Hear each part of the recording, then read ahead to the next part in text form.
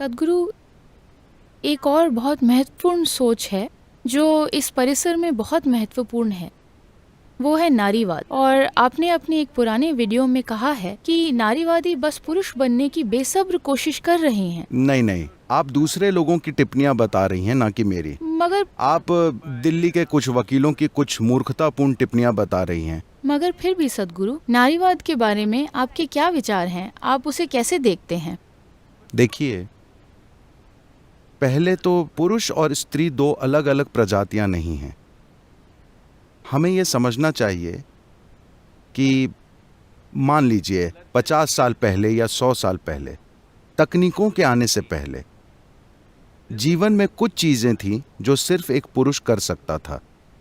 इस धरती पर काम मुख्य रूप से पुरुष की ताकत से होता था। हाँ, इंसान की शारीरिक बल से, मुख्य रूप से पुरुष की। महिलाएं ऐसे काम हाथ में लेती थीं जिसमें शारीरिक बल की खास जरूरत नहीं होती थी। जीवन के दूसरे पहलू भी होते हैं, वे स्वाभाविक रूप से वो काम करती थीं। तो दुनिया इस तरह चल रही थी। आज महिलाएं बाहर जाकर कई चीजें उदारवाद या नारीवाद के कारण नहीं कर रही, सिर्फ तकनीक के कारण कर रही हैं। तकनीक ने ताकत का मूल्य गिरा दिया है।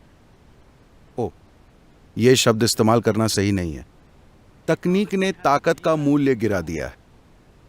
अब सिर्फ दिमागी शक्ति मायने रखती है। भारत में अब भी ताकत महत्वपूर्ण है। अगर आप भारत में बस में चढ़ना चाहें तो आपको कुछ ताकत की जरूरत होगी, ठीक है।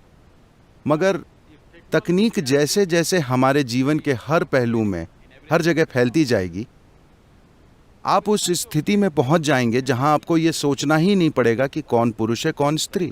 अभी मैं आपसे बात कर रहा हूं, मुझे क्या फर्क पड़ता है कि आप पुरुष हैं या स्त्री। सिर्फ कुछ खास रिश्तों में, कुछ खास जगहों पर पुरुष या स्त्री होना महत्वपूर्ण है। आपके शोध में क्या फर्क पड़ता है कि आप पुरुष हैं या स्त्री। अगर आपके दिमाग की कुछ कोशिकाएं काम कर रही हैं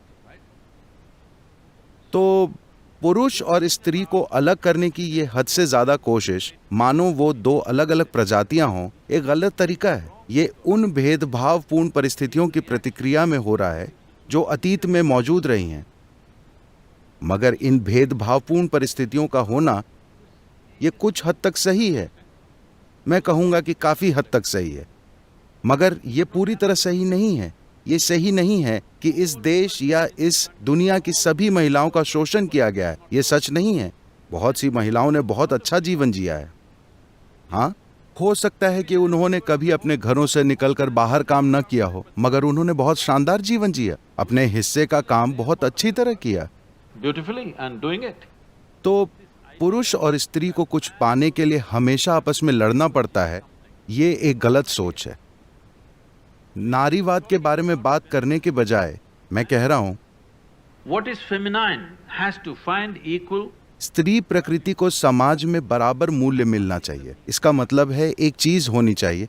देखिए, अगर आप ऐसा माहौल बनाते हैं कि सबसे शक्तिशाली इंसान ही जीवन में आगे बढ़ सकता है, तो पुरुष प्रकृति हावी होगी। पुरुष प्रकृति से मेरा मतलब पुरुष से नहीं है। एक स्त्री किसी खास स्थिति में अधिक पुरुष प्रकृति दिखा सकती है, मगर स्त्री प्रकृति का मिटना इस प्रजाति का नुकसान है। हेलो, अगर आप स्त्री प्रकृति से जुड़ी हर चीज खो देते हैं, हर कोमल चीज, खूबसूरत चीज खो जाती है, बस इसलिए क्योंकि हमने एक असभ्य समाज बनाया है जिसमें जब तक कि आप इस तरह नहीं होते हैं, आप जीत नहीं सकते। तो आप मानव जाति को नष्ट कर रहे हैं। स्त्री प्रकृति की सुंदरता चली जाए तो कुछ समय बाद पुरुष सोचेंगे कि वो आखिर जिंदा क्यों हैं। हाँ, ऐसा होगा। तो किसी भी शानदार समाज के लिए ये बहुत महत्वपूर्ण है कि हम ऐसा इकोसिस्टम बनाएं जहां पुरुष प्रकृति और स्त्री प्रकृति दोनों काम कर सकें। मगर गुफा मानव के समय से, जहां मनुष्य का शारीरिक बल सबसे महत्वपूर्ण था और महिलाओं को एक खास तरह से रखा जाता था, एक बार फिर हम आधुनिक दुनिया में वही सिस्टम बना रहे हैं। सबसे शक्तिशाली का आगे बढ़ना, चूहा दौड़, जो भी आप इसे कहना चाहें। अगर आप ऐसा करते हैं तो आप स्त्री प्रकृति को मार डालेंगे। शायद स्त्री को नहीं, स्त्री कामयाब हो सकती है। वे खुद को पुरुषों जैसा बना लेंगे और कामयाब हो जाएंगी। मगर क्या ये मानव जाति के लिए बहुत बड़ा नुकसान नहीं है कि कहीं न कहीं आप मानते हैं कि स्त्री प्रकृति एक कमजोरी है? इस विचार को छोड़ना होगा। स्त्री प्रकृति कमजोरी नहीं है, ये ताकत का दूसरा रूप है। इसमें जीवन दूसरी तरह से व्यक्त होता है। जैसे पुरुष एक तरह से व्यक्त होता है, स्त्री प्रकृति दूसरी तरह से व्यक्त होती है।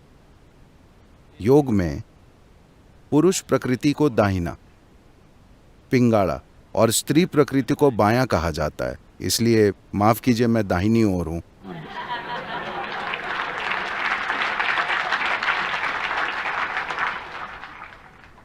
मगर हम बराबरी पर हैं, 2 पुरुष और 2 महिलाएं। बिल्कुल बिल्कुल सद्गुरु।